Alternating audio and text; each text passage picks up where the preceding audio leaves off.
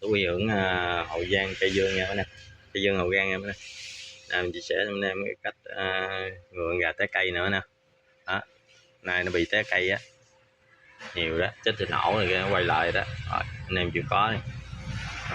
Ai chưa làm vaccine, chưa làm vaccine, vaccine đi. Còn làm vaccine xong rồi 10 ngày á uống cái này ngừa ngừa nè.